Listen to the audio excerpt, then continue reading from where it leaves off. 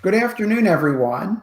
Welcome to Privacy Conversations. We have a very interesting conversation today about the Schrems 2 decision. This is the case of Facebook versus Maximilian Schrems. It's a decision that has been widely anticipated and is finally out. It involves the transfer of personal data between the EU and the United States. And in particular, the decision has some very important holdings for that. One is that the privacy shield mechanism, a special arrangement between the US and the EU to transfer data, that is invalid. So that cannot be used to transfer data between the EU and US. And then it upholds the standard contractual clauses, which is another method of transferring data to the US as well as to other countries. So that is upheld, but with some very important caveats and things of future concern, such as how broadly could these be used? The main issue that the court had with transferring data to the United States is the United States surveillance apparatus and the law's ability in the United States to provide adequate control over that and adequate remedies to people in the EU whose data might be swept up in this surveillance. I have a remarkable group of folks that are joining Justin and I. I'm with Justin and Tony Play of Wirewheel. And I'm also joined by Gabriella Zanfir Fortuna, Bob Litt, and Ralph Sauer. I'd like to kick it over to you, Justin, to start us off and talk a little bit about your take on this. You worked very closely on and very thoroughly on the Privacy Shield. And so today you've woken up to a lot of your work being completely annihilated. So how does that feel, Justin? Wow, Dan, what an introduction. First of all, it's great to see you here today, although under very, very tough circumstances on the international data transfer front.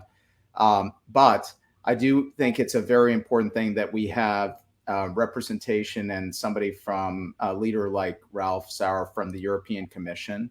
And obviously Ralph and Bob Litt and I and Gabriella all worked on the Privacy Shield, all of us. Process. Gabriella at the Article 29 Working Party. Ralph was one of the lead negotiators on Privacy Shield from the Commission. And of course, Bob was the author of the letter that is at the center of most of the analysis of the Schrems 2 decision. So since most of it, the Schrems 2 decision turned on Bob's letter, I suppose I could just point to Bob as one of the people who can actually talk about that today. No, but seriously, I'm going to give a quick overview of the decision. And then I really think it's important that we get reactions from the whole group. Now, two things. One, all of us are speaking in our own private capacity, not for our organizations. I know, folks are aligned with different ones. And two, the decision only came out overnight. So we have set up, I know Dan and you and I, another briefing tomorrow, and Ralph and Bob and Gabriella, so that we can take time, actually process it, and see and think about the implications of this decision and bring a deeper analysis to our community. So we have another one tomorrow, and I hope viewers today bear with us, because to be honest, this is a complicated decision, and I think it bears some thought before any of us jump to conclusions. And so when I read the decision, I'll go through my quick reactions of what I saw, and then all of us can go from there. And of course, maybe Ralph, you could talk about in a few minutes what comes next as well. Top line, and I'm going to set aside opinions or strong reactions to it, but just top line, Privacy Shield has been struck down as a means of transfer of data from the EU to the United States. That is a very, very significant outcome. More than 5,000 companies use Privacy Shield, and my strong sense is that one conclusion has a very strong outcome, especially for small and medium-sized companies who are trying to do the right thing. So that is a very important outcome.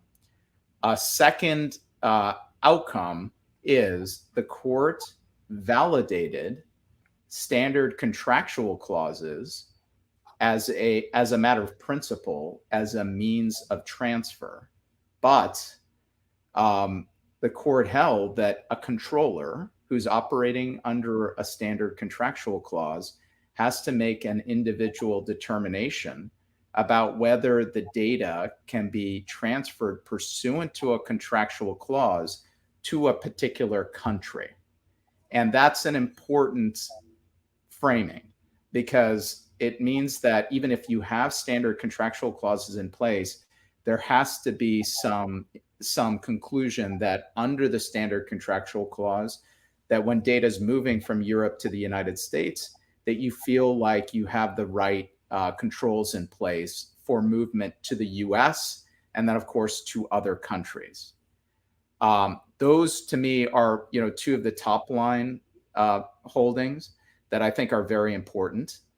The third one that I think is important is, when does it go into effect? And because this is a matter of fundamental human rights, and because the court concluded that these are the outcomes, the effect of the decision is today. So it's effective today on its terms. And the court did identify, so I guess I'd say my view is it's effective today, but two things. One, the court in the decision identified the other means of transfer in Article 49 of the GDPR that companies can look to make sure they can continue transferring data. And we'll talk about those. But there is actually precedent, and Gabriela, you can talk about this in terms of what the Article 29 did last time in Safe Harbor, for at least a potential delay in enforcement given the consequences of the Schrems 2 decision. And obviously we can hope for that as well. So look, I want to broaden the discussion. There's a lot to talk about, but in terms of the core holdings and what I saw when I saw the decision, and we can all react to it momentarily, Dan, that's really what I focused on. I think most companies are now trying to figure out, what do I do next? I think there's a lot to talk about in terms of what's the path next in international discussions. But, with that intro, maybe I'll go around and get your introductions, and then I'll give you a broader one as well. If you don't mind, maybe I'll just going around. Gabriela, start with you, and then Bob, and then Ralph, so that we can all get quick reactions, and back to Dan. Thank you very much, Justin, and hello everyone to those of you that are logging in and listening to our first quick reactions. I have to say that there has been a storm in my head for the past couple of hours or more, because there are a lot of takeaways and there are a lot of implications of the judgment today. I also have many thoughts about how did we come to this point. And in this regard, I need to mention that, the outcome of the assessment itself of the Privacy Shield, it's not such a big surprise, I think, because if we look at the past cases where the court looked at access to commercial data by government, and that string of cases starts with Digital Rights Ireland, where the court invalidated the data retention directive of the European Union. And then it goes to Tele2 Sverige, connected to this data retention case as well. The first Schrems judgment, the EU-Canada PNR opinion. So that was a case concerning, again, international data transfers, but on the PNR into Canada and passenger name records. So there's this entire string of cases where the court took very, very strong positions for the protection of the right to personal data. Now, I think the surprise was that the court didn't take the path that was suggested by the Advocate General, which was that an assessment of the validity of the Privacy Shield is not necessary to solve this particular case. And this is, I think, what caused, some, at least parts of the commotion in the privacy community today. I would say that, Justin, your takeaway is absolutely right also from my point of view, in the sense that standard contractual clauses are a valid means of transferring personal data from the European Union to third countries. Quite interestingly, the court mentions in one of the paragraphs, I think it's 133, that they are a valid means for transfers independent of the level of protection of personal data in that third country. Very important to mention. But the court also says that in order to achieve the standard needed to ensure lawfulness, with the GDPR and so on, there needs to be, the controller needs to adduce additional safeguards, additional measures to the standard contractual clauses, depending on that level of protection in the third country. And this is where I believe that there's still a possibility to transfer lawfully personal data from the EU to the US, relying on standard contractual clauses and any of the other Article 46 options that we have in the GDPR. It's going to be much more difficult. And a lot of follow-up and assessments would need to be done to see what are these other additional safeguards. Are we talking encryption? Is that feasible? Are we talking about other contractual type of safeguards and so on? But I think we need to recognize that this is, at this point in time, this is not a matter of compliance. And I gave you the point of view from let's say a compliance lawyer, looking at how to have lawfulness ensured for these transfers. I think at this point in time, we can acknowledge that this is a matter of diplomacy, it's a matter of intergovernmental dialogue, and I think it's important to acknowledge that. Gabriela, that's terrific. I understand where you're coming from that too. So we'll come back to a couple of those points. Bob, tremendous amount of focus in the opinion is on the national security collection and the rights of redress. And obviously the letters that Odie and I put together, the ombudsman framework, was determined to not be essentially equivalent to the rights in Europe. And that's one of the holdings of the decision. Reactions to the analysis and any thoughts or quick reflections on where you think this goes next? Sure.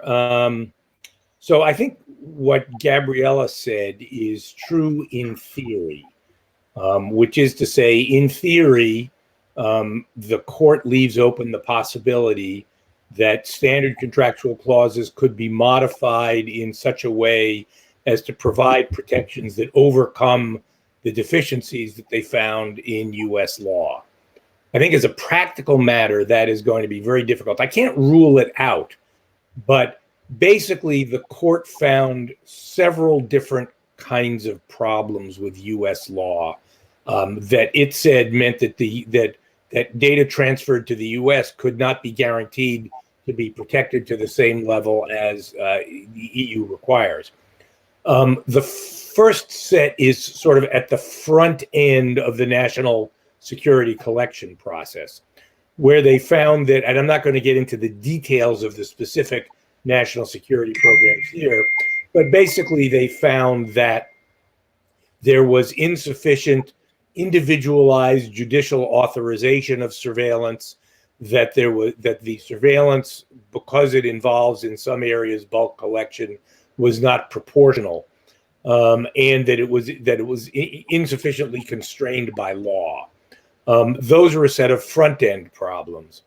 They also found what you might call back-end problems, which is the lack of effective judicial review in the United States. I think that it's possible that there might be solutions found to the front end problems. Broader use of encryption, perhaps contractual commitments to go to court every time there's a request for data under national security. I think it's going to take some time to sort through whether that's possible.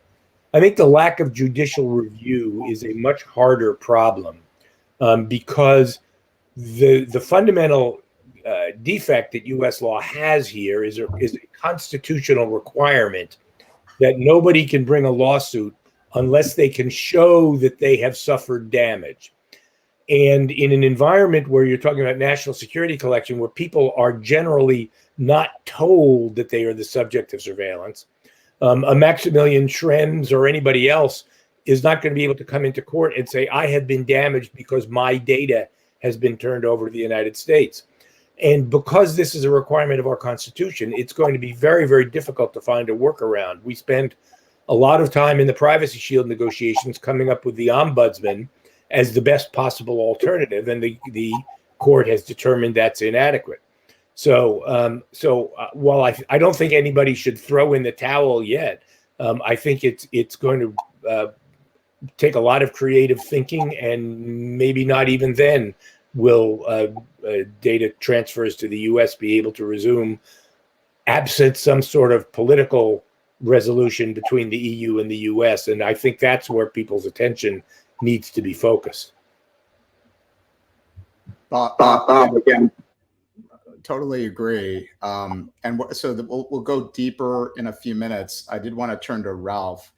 Ralph, obviously we worked extensively on these issues, but from the European Commission's point of view, or from the perspective in Europe, any quick reactions to the decision, as of today? And again, I understand this has just happened and we need more time to process. So I understand that there'll be limitations on what you might be able to talk about here today.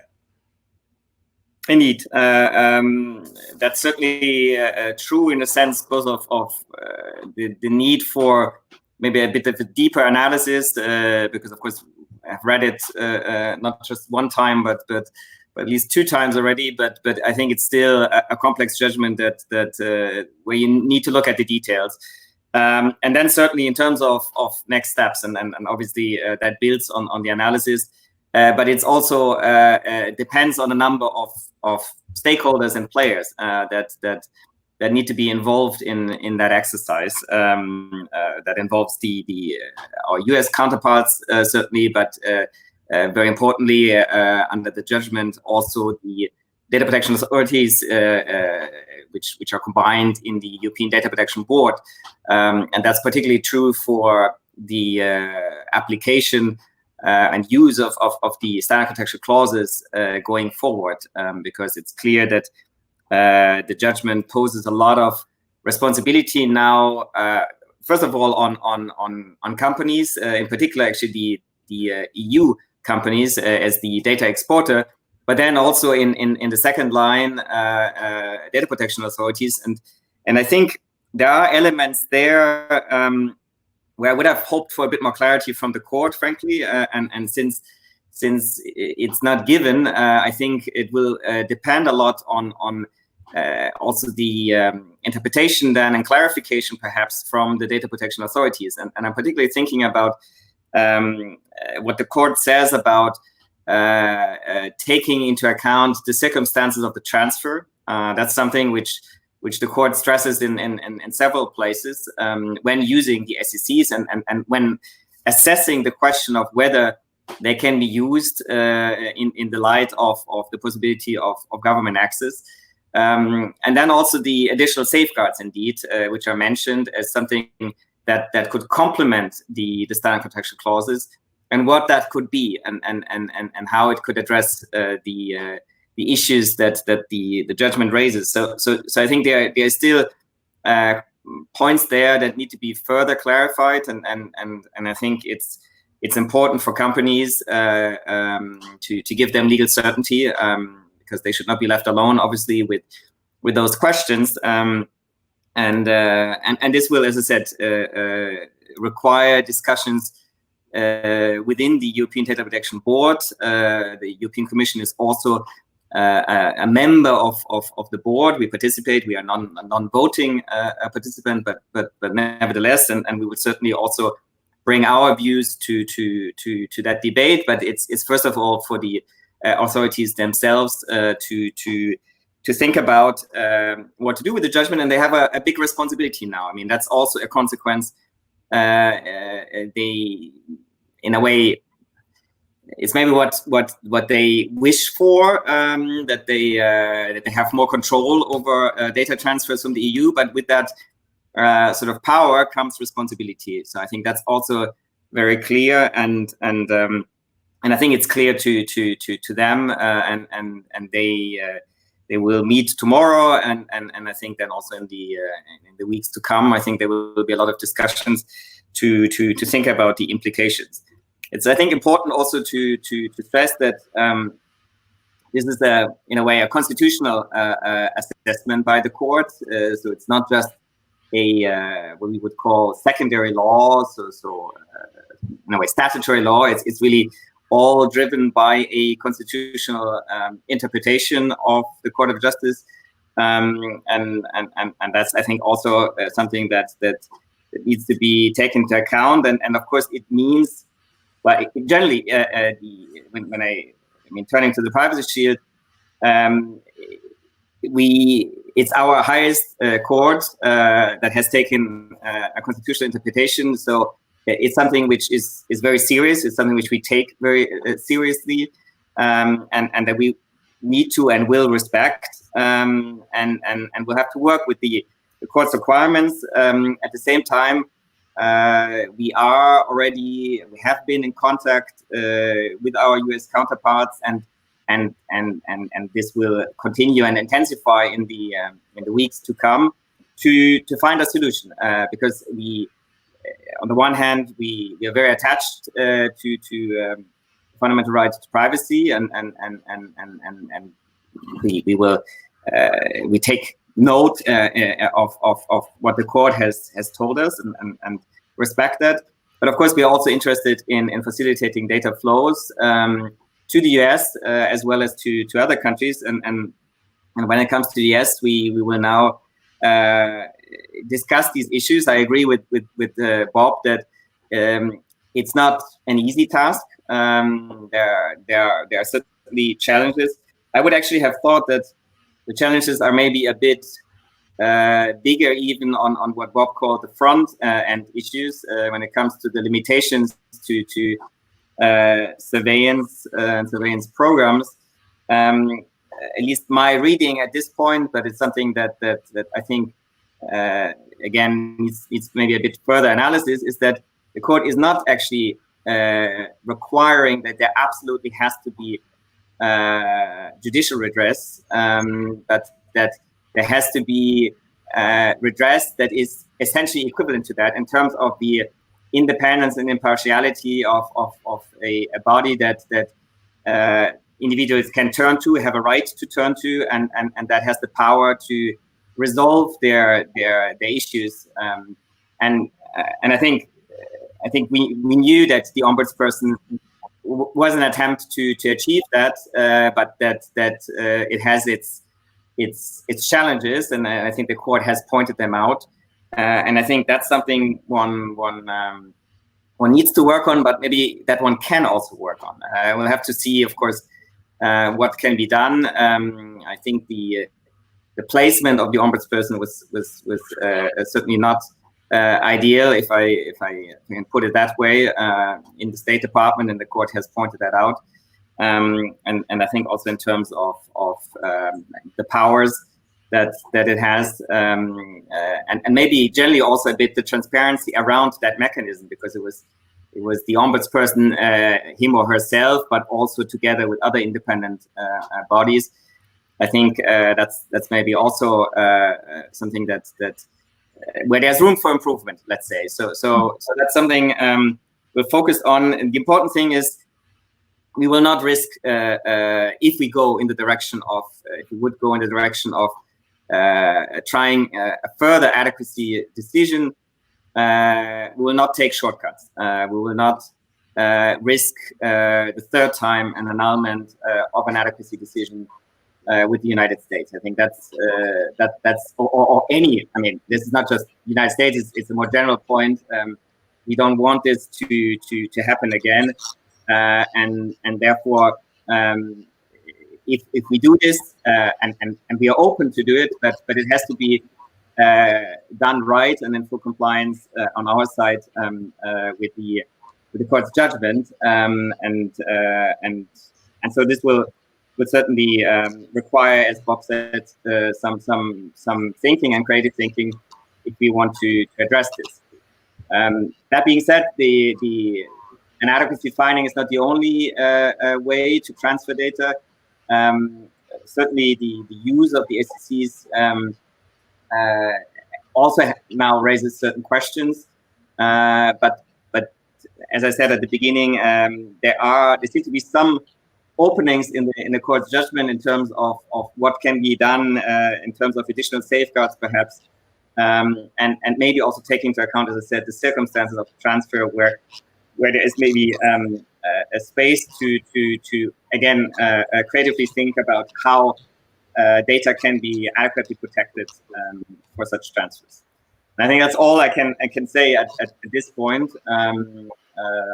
It's certainly challenging and will keep us busy for some time to come. Yeah, that's really interesting. I think that the U.S. has had this a long time coming with I think some very unfortunate jurisprudence by the U.S. Supreme Court. Ultimately, I think the question for the EU is how strongly to adhere to principle, or how to compromise when it comes to being pragmatic and allowing the data to transfer.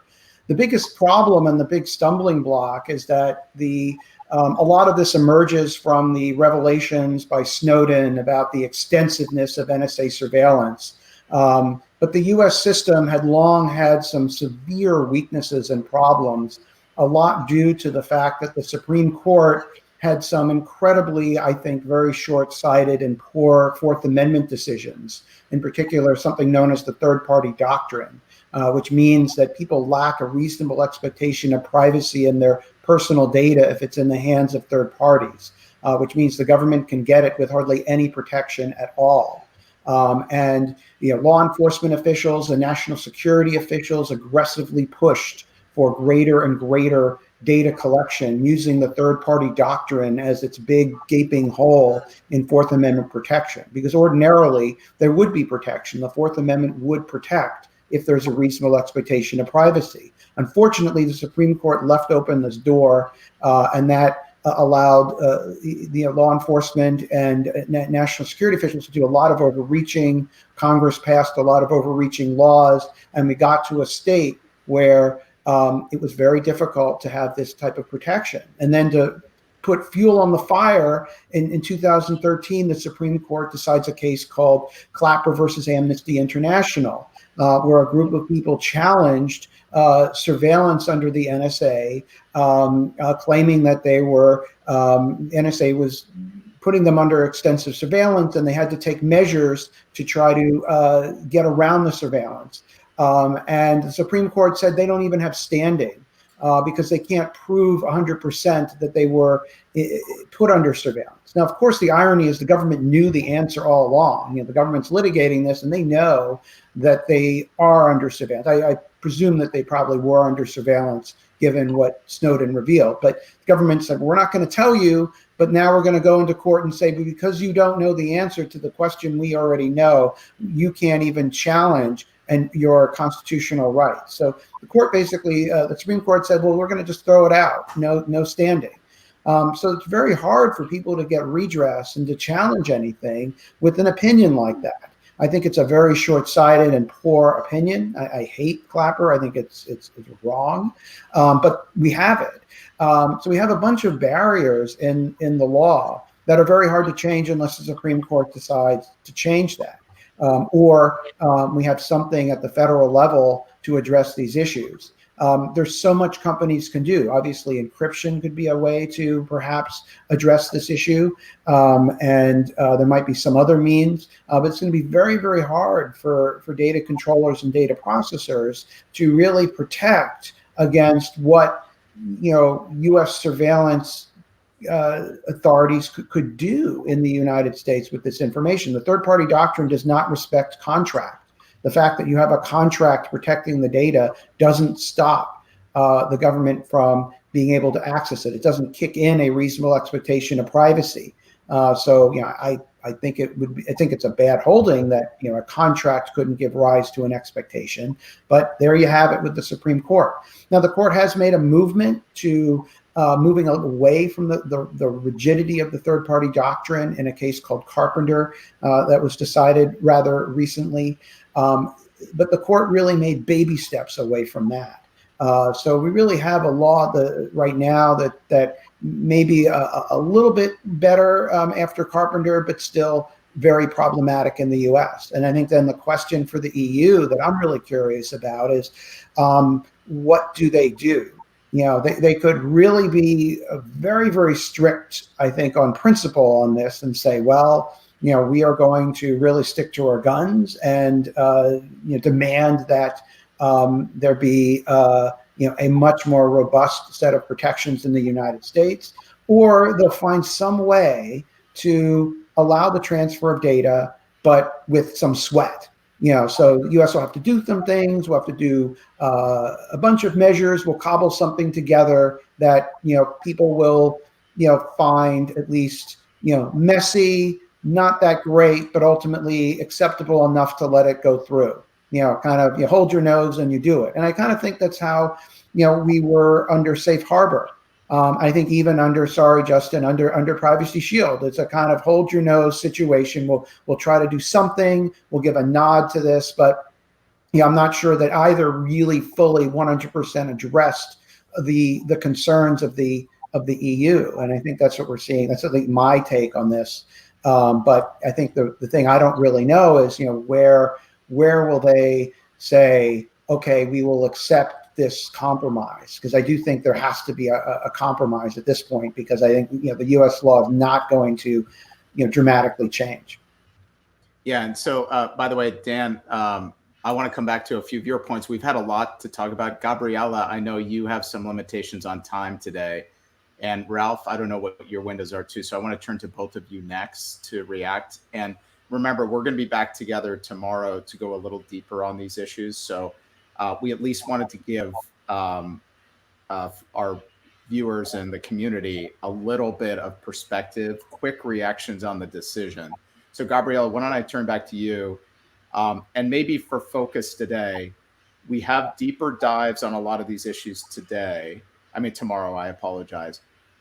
Obviously, Gabriela, subject to things you want to cover, I might give everybody a chance to say, for today, there's implications for companies that they should think through today, literally today. And then there's going to be some implications or thoughts in terms of how the discussions might go between the US and the EU out of it. And Gabriela, why don't we start with you on any reactions you have? But I think quick reactions that we put it into those two buckets might be helpful. How do companies who are having to react today, what do they really need to focus on today? And then what are your quick reactions from the perspective of the international relationship between Europe and the United States on data?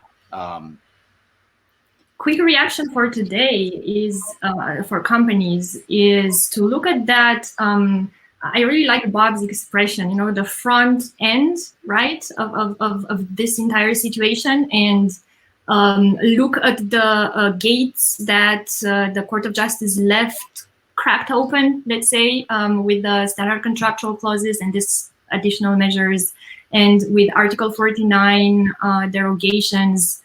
But, and then analyze, for example, the guidelines of the European Data Protection Board on these derogations. And that's an opinion from 2 years ago, if I'm not mistaken, on Article 49. And you have an analysis there.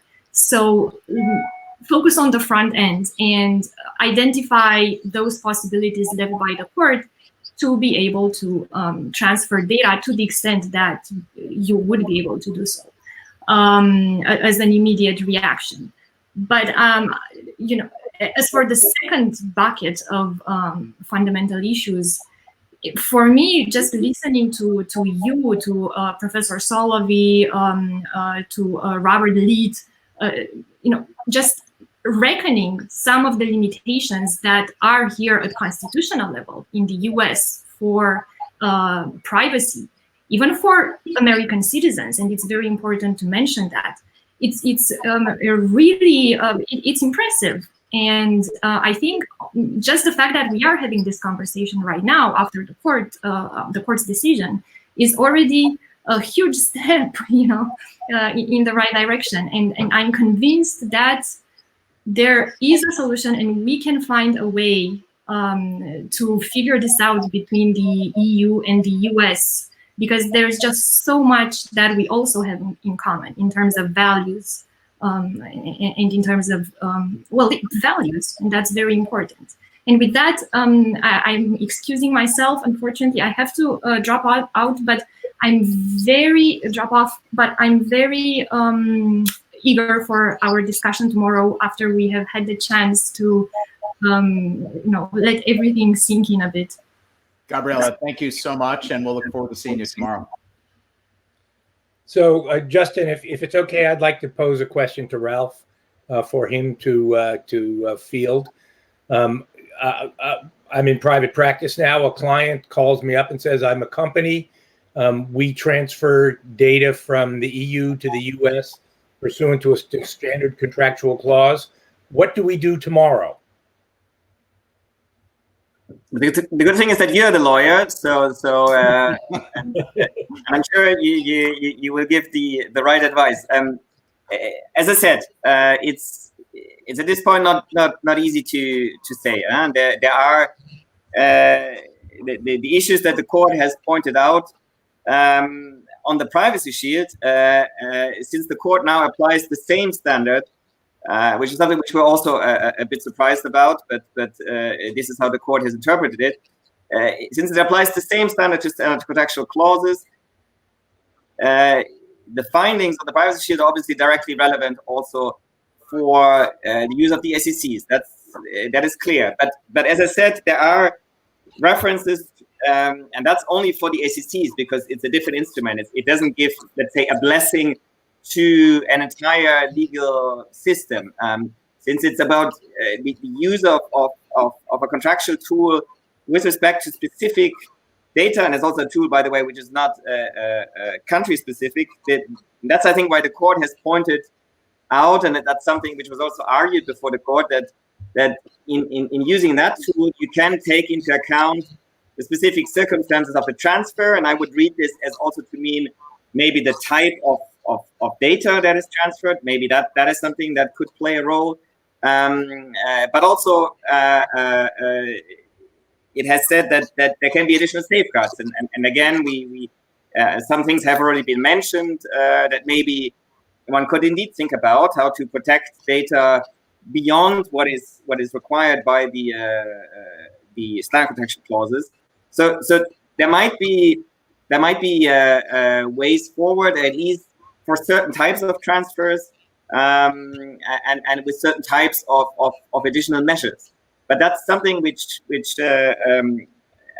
I couldn't at this point be sure what that is, and I think that's why I said there has to be also a discussion among the data protection authorities, because it's their responsibility now also to apply the judgment and enforce it. And consider, because the court has clearly said there's a requirement to suspend transfers or even end transfers if, and then it says, taking into account the circumstances of the transfer and additional measures that might be put in place, the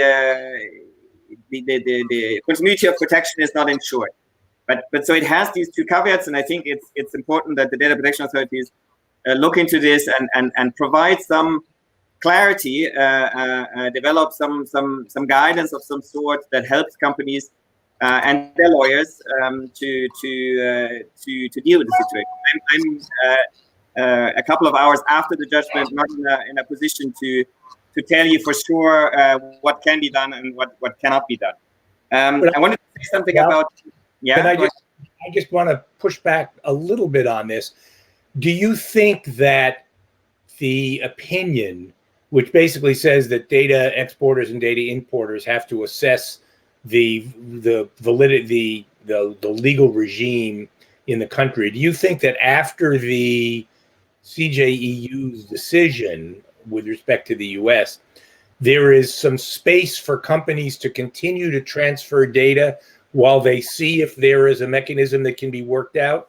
Or do you think that the court contemplates that all data transfers will cease until somebody works out a better mechanism? No, I don't think that's so. I would think it's the former. So I'm not saying that after making the assessment they can necessarily do so. But it's not that you now have to wait until a new comprehensive mechanism like the Privacy Shield in an improved form, let's say, is in place. It has clearly separated the two instruments. The SECs as a tool for transfers are still there, and actually the mechanism under the SECs for dealing with government access has been blessed. So in terms of the distribution of responsibilities between different actors, data exporter and importer, and data protection authorities. But of course, now you need to then apply it, and it's certainly more difficult now for transfers to the US than maybe for other countries, because the court has, under a different heading, but nevertheless directly relevant also, assessed certain aspects of US law. So that is certainly complicates the situation for transfers to the US. I continue to believe that the solutions have to lie in these two elements: the type of transfer, the context of the transfer, and additional safeguards. I think whether that can address all the issues that have been pointed out, I think remains to be seen, and it's something that ultimately the data protection authorities will have to decide. I wanted to say something on the on two things. On one thing is on the derogations. It's again not entirely clear to me what the court has decided on the derogation. So I mean, maybe for the audience, not everybody might know these terms. Our data protection rules, the General Data Protection Regulation, contains, let's say, a list of statutory grounds for data transfers. And that's what we call the derogations, because they are sort of in the absence of an adequacy finding, such as the Privacy Shield decision, or appropriate safeguards. And there is one place in the judgment where indeed the court seems to signal that maybe these could, namely when deciding on whether or not there is a need to sort of grant a grace period. The court was asked to do that and made a decision at the very end of the judgment on this. And in this context, it indeed refers, I mean, it says there is no need in a way for a grace period because there are still the derogations. So that could be read as suggesting that for this transfer tool, the requirements laid out in the judgment do not apply. At the same time, there's other parts of the judgment which I think put this a bit into question. So it's not entirely clear. Will also, I think, require some discussions what this means for the derogations. But the important thing is that, of course, they have their inherent limitations, and it was already pointed out that there are guidelines on these derogations that say, for example, that you cannot use them for massive sort of structural repetitive data transfers. So they have their inherent limitations, and I would actually, frankly, hope that I mean, it's if you look at the whole context of the judgment, it would be ironic if we would now go in the direction of using things like consent, for example, without then further safeguards. If that was what some people maybe have in mind when referring to the derogation. So we need to be careful that there's a meaning to what the court has decided and what it wants to achieve.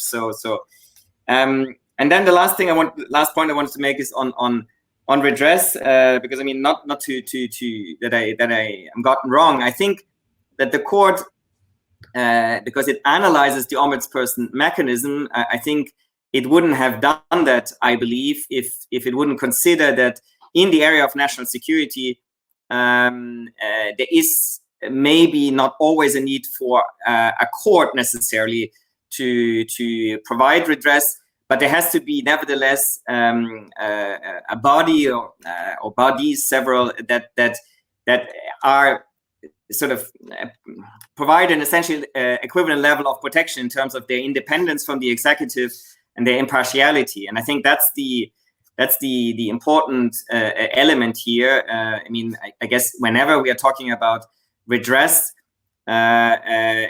it's somehow clear that there has to be. I mean, that redress mechanism, it must be absolutely certain that it's not influenced by the ones that it's supposed to control. And that is the executive in the end. So I think that's the difficulty that we're facing. But I know about the discussions, we looked at this in detail, that Daniel has described, and we are certainly in favor of judicial redress in this area. But I know that this is a domestic discussion that you're also having, and it would probably indeed be helpful if, in terms of individual notification of people at some point when there's no longer a risk to an investigation, that this takes place and that this addresses the standing issue that arises, I think, in U.S. courts. So that's certainly also something which I think is something one should consider, but it's ultimately, I'm not the U.S. government, I'm not a U.S. citizen, but it's something that I think is probably worthwhile considering, not just for foreigners, but also for U.S. citizens, because the same problem arises there. So, Ralph, I'm going to follow up on just a couple of things for everybody. And I know we wanted to do this for about an hour today, and we're going to be back tomorrow. So I'm going to focus on just a couple of things that I know are critical. One is Privacy Shield companies today. There are 5,000 plus Privacy Shield companies trying to do the right thing. Ralph, have certified. I think the guidance for today, just for today, they've lost a mean of transfer. They have to do business. That's a critical element. What I take from the decision is, by the way, Dan, I think Bob had to be let back in. But for today, I would read the paragraph of the decision right above the costs section, just to be specific, because Ralph and Bob and I and Dan are all talking about the same thing. It basically says, look to Article 49, which covers the derogations. Look to that section and see if you can have coverage under a derogation. And I think we should probably talk about this tomorrow, because Ralph, I've read that paragraph now 5 times. I have a very hard time focusing on what the court was trying to communicate in that paragraph around Article 49, because it seemed to be giving some guidance, but it's hard to fully process. And so for Privacy Shield companies, I think your answer is to look at Article 49 per the guidance of that and see if there's some way you can continue to do business today until there's guidance from the DPAs about what happens, because there is a group of companies that have an urgent issue today. So that's probably number one. And I'll get everybody's reaction. Under standard contractual clauses, there's a lot to process. I think one thing, Ralph and Bob and Dan, is, even today, there's a press release from the Irish DPA, and the sentence says, although the court has ruled that SEC's transfer mechanisms used to transfer data to countries worldwide is in principle valid, although it is clear that in practice, the application of the SEC's transfer mechanisms to transfers of personal data to the US is now questionable. That's the DPA making the statement today. That's very much in the vein of what Bob and myself and Dan, I think, Ralph, we're all trying to process, which is if you're under an SCC and you're transferring data to the US, in light of the decision that the court read, what do you do, either for front end, as Bob called it, or as, what kind of controls, legally or technically, do you put in place so that you can continue transferring data in light of the opinion? That's, to me, is the core question. And you have the Irish DPA today issuing a release, even where the EDP, the European Data Protection Board, is issuing guidance. So that's very difficult for companies, candidly, to process. What are we supposed to do with that? And let me just say that I think that the idea that the derogations can substitute for Privacy Shield or the standard contractual clauses is an utterly unrealistic figment. The derogations can't possibly be used on the scale and for the purposes for which companies transfer data today. Well, that's my reaction, honestly, too, which is the whole point of adequacy was that you're not using derogations in that way. That's why I'm having a difficult time, Ralph, but you were saying it too. I don't understand the paragraph, candidly.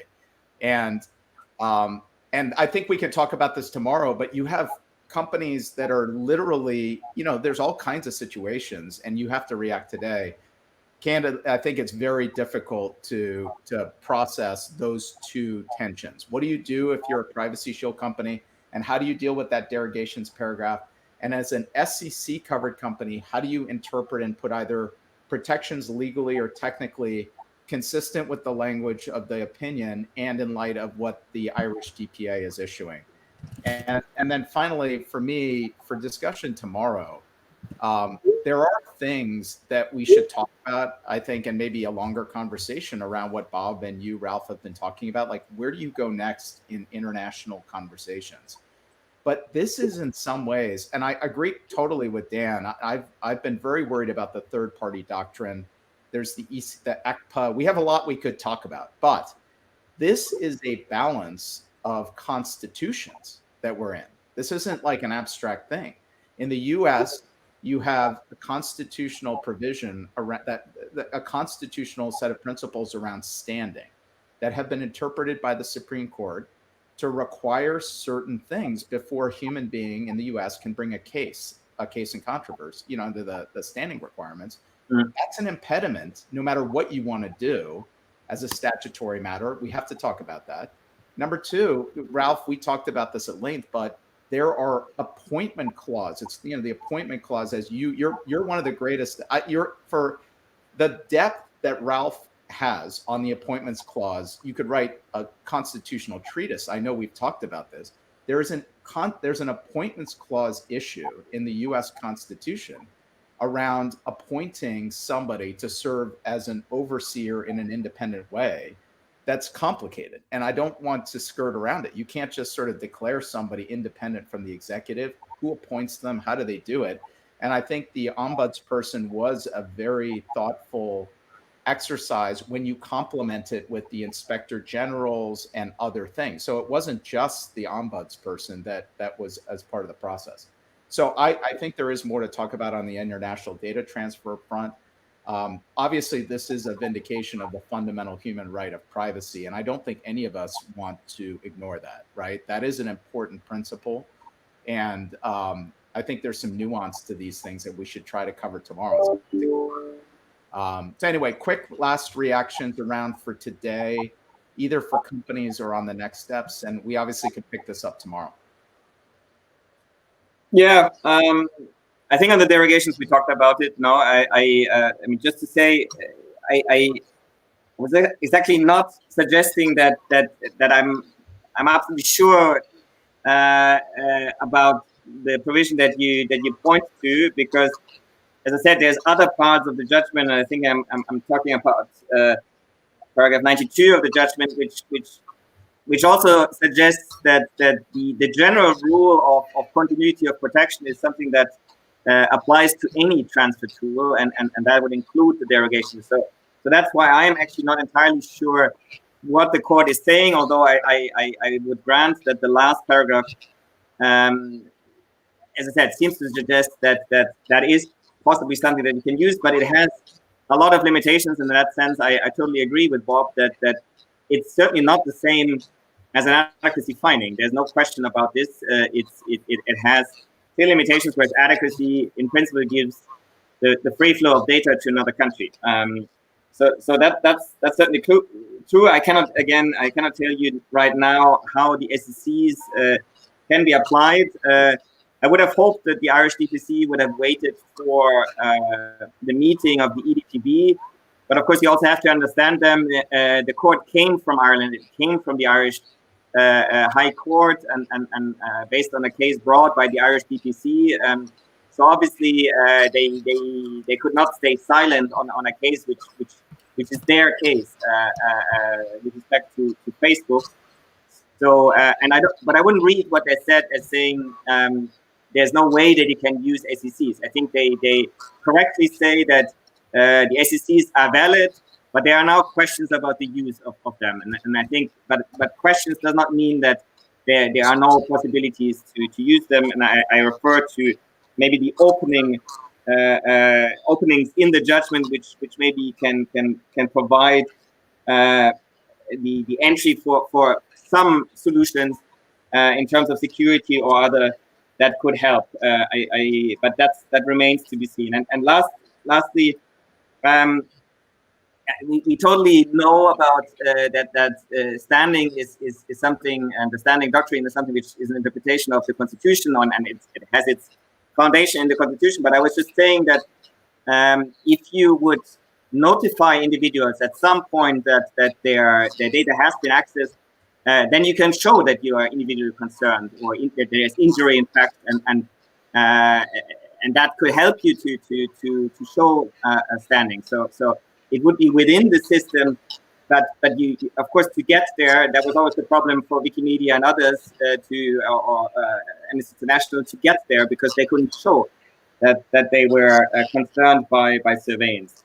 And on the appointment clause, and I guess what you mean is that it's difficult to create fully independent bodies or persons that cannot be, for example, removed from office by the president. We are aware that there are also constitutional limitations, but I think between that and putting the ombudsperson into the State Department, I think you will acknowledge that there is still there might be still room for maneuver. Yeah, no, there is a path. I think there is a path where you can have that conversation, Ralph, but it's not easy. It's not easy. That's for sure. Dan, Bob, before we wrap up today. My only final comment was going to be, I think there's a path to a conversation. I'm a lot less certain that there's a path to a solution. Yeah, I have that worry too. And when you get down, I've seen a lot of folks keep writing SCCs are still valid for transfers to the US. Somebody has to make a judgment and write a piece of paper that says we're okay. That's a tough row to hoe today, when you're doing it. So Bob, when you get some of those opinions written, if you could share them with us, that would be great. Dan, any final reactions?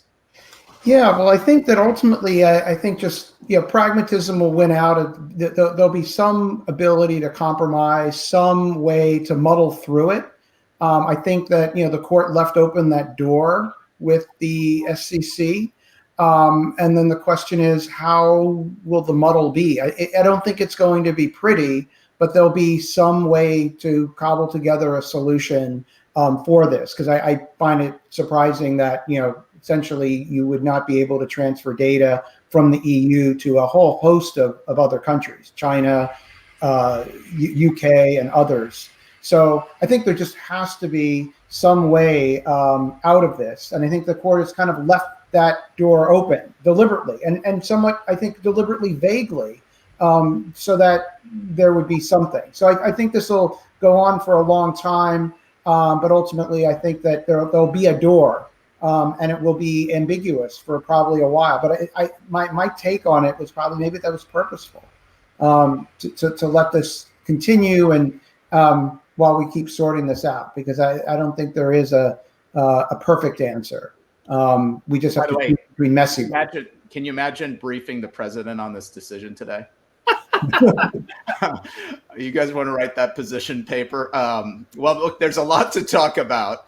I look forward to talking to everybody tomorrow. Ralph, thanks so much for joining on short notice. It's incredibly valuable to have you take a break, I know, in the middle of a very busy day, and to share with the community at least your quick reactions. And Dan, always great to have our conversation. And Bob and Ralph, look forward to speaking with you tomorrow. Thanks so much for joining us. Thanks, Justin. Thanks, Dan. Ralph. Thank you all. Bye. Have a good day. Bye-bye.